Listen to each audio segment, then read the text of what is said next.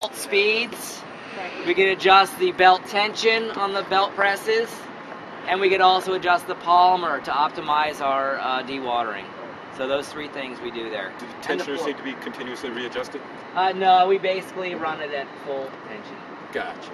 Yeah, but you can adjust it. You know, if your cake's not dewatering well, you can loosen tension because the belts tend to slide on each other if there's too much tension when it's not dewatering well, and then it over travels. So you have to loosen it up so they don't slide. Yeah. Turn down flow, that sort of thing. So we'll go to the digester here. These are 1,000,000-gallon tanks here.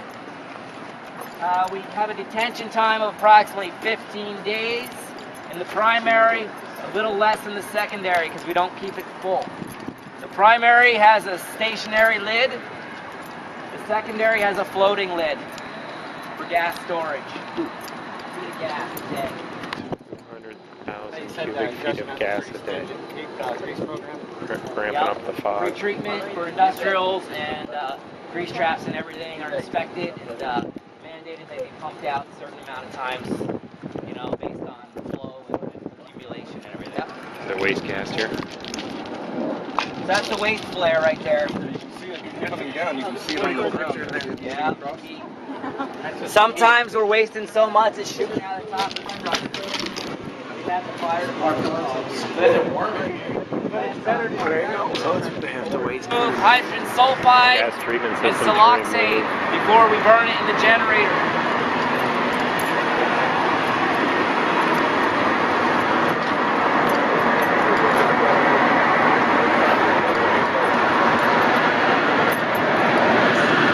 So we're treating our methane right here to remove hydrogen sulfide, siloxane, and moisture. Okay? So we have the first tank. It's called iron sponge. And basically it's a wood chip that's saturated with rust. Right? So it looks like rusted wood. So that neutralizes the hydrogen sulfide, then it's pressurized the gas, and it runs through a series of heat exchangers to remove the moisture, right? And after the moisture removal section, it's heated back up in temperature, right? Because otherwise it would be very cold, right? So we're lowering the temperature to get the moisture out. We heat it back up and send it through the siloxane removal. Siloxane is something that's in cosmetics and junk food, which would build up when it's burned in the engine. It would build up on the valves and stuff and cause the engine to fail. Then after the siloxane is removed, we meter the flow, check the flow and temperature, send it into the generator burn. 400 kilowatt generator, it's running full on all the time, right? 400 kilowatts.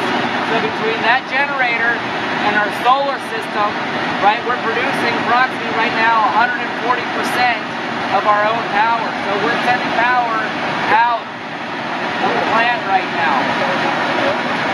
We send it back to the grid, and it's net metering, so at night we don't make as much power, so we're sucking it back in. During the day we're sending it out. So their goal with the second generator they're going to install is to be totally self-sufficient here, where we don't need power. We're going to be there. Within 2 years, we're going to be there. 2 years are going to be off the grid with this wastewater plant. Putting another there's generator. No profit margin here since it's a public utility. You know, that money that is saved on electricity can then be reinvested into the infrastructure. You know, as everything's aging, right? It was installed in the 60s and 50s and everything, so the pipelines are getting old. The pump stations are getting old. The equipment's getting old. So they're working on replacing things. Bottom floor. Right, so we have cogeneration, which means what? We're making heat, recovering heat, and making electricity. So we're using the heat off the engine. And this digester is basically the radiator, right? Where we're taking the heat away. And we're putting it, heating our digester. We run from 95 to 98 degrees is our target, right? Our sludge temperature. So we recirculate it, we're pulling it off the bottom of the cone. They're cone shaped, these tanks. Pulling it way off the bottom, which is going to be the coldest sludge. Pull it off the bottom, pump through the heat exchangers, inject it back in. That's what these are doing. We have two sets, one for the primary and one for the secondary. of them are heated up to temperature, so our auxiliary hot water pumps are not running. Okay, we also have the belt press feed pumps down here, which are more progressive cavity pumps. It's the rotor stator where it looks like a corkscrew, right? It's a spiral shaped thing. That's these two right here. Recirculation, digester, and sludge feed pumps right there. Digester sleep. So that's all there's down here. Generator here on the digester. We run the boiler here. We use the same gas treatment system, and it runs, you know, the boiler. We can also, if we have like a bad gas issue where we're not making gas, we can run natural gas on here, but it costs a lot of money to run natural gas. So there's our auxiliary heat. Auxiliary heat boiler or the generator. All the sludge is coming in right here. We have our thickened waste activated sludge right here coming in. That comes over, meets up with our primary sludge right here, and then it goes into the digester. Okay, and we have the option of sending it to the secondary digester as well.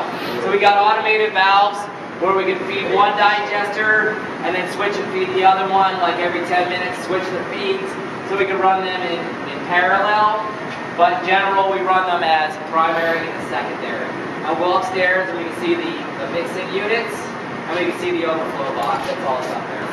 Things here, replacing, you know, mixers in the aeration basins, replacing blowers, taking equipment offline that we decided we could run without this equipment. It's redundant, or, you know, like up top, we never run a second blower. So we've done a lot of things to reduce our energy consumption here.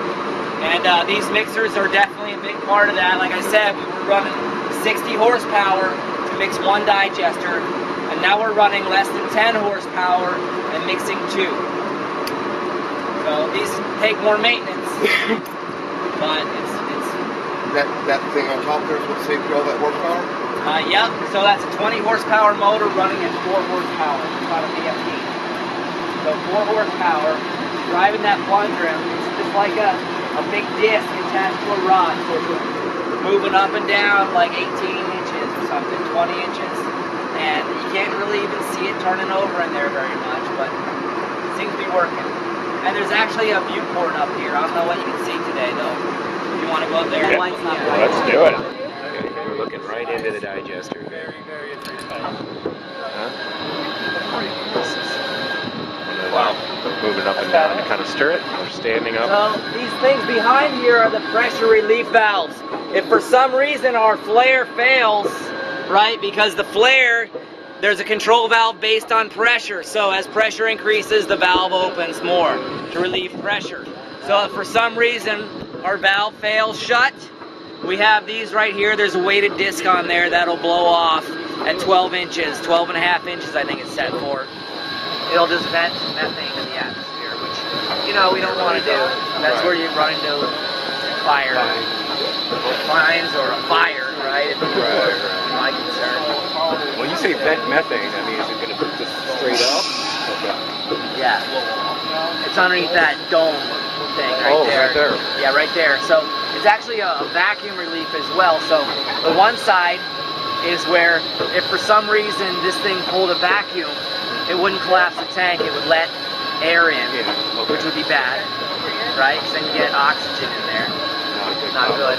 And the other way is to relieve pressure out. Yeah, that's all I've ever seen here. It doesn't look that old.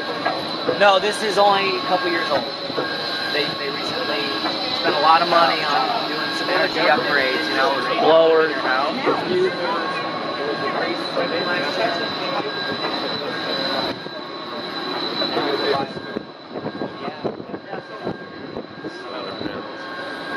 You want to come? Matt probably wants to get up there with his camera, though. 500K. Boom. Hey. $500,000 to mix it up, but much more energy efficient. We did a big study and everything. You know, we're taking samples of these here to verify mixing. They put fluoride into here. Salt doesn't really occur in the wastewater stream. so they could measure before, and then every 5 minutes after injecting it. All day we were up here in the rain, all day. Of course it was raining. Hundreds of samples. Yeah, that was me. And debris. And there was rag balls in here, thousands of pounds. They were like a Volkswagen bus, rag balls. You know, because the screening we have lets a lot of stuff through, right? And it gets in the digester and it just all tangles up. Big hairballs, right? So they removed a lot of stuff. How long did it take to clean that all out? A long time. A long time. Oh, you mean like the stop going like high five? And actually, if we go in the lab, you guys heard of struvite, right? So the struvite crystals on the sidewalls are about that long, and then these things with the 3 flanges on top, that was where the gas lances were, the big thing. And around the gas lances, there was struvite buildup as well, and that actually has gear like layers. Like, you know, seasons would change, your limiting factor would change, so it would grow more or less, and you can see like tree rings in that thing. Wow. You can tell how old it was. Right, so whatever pumps in has to come out by gravity.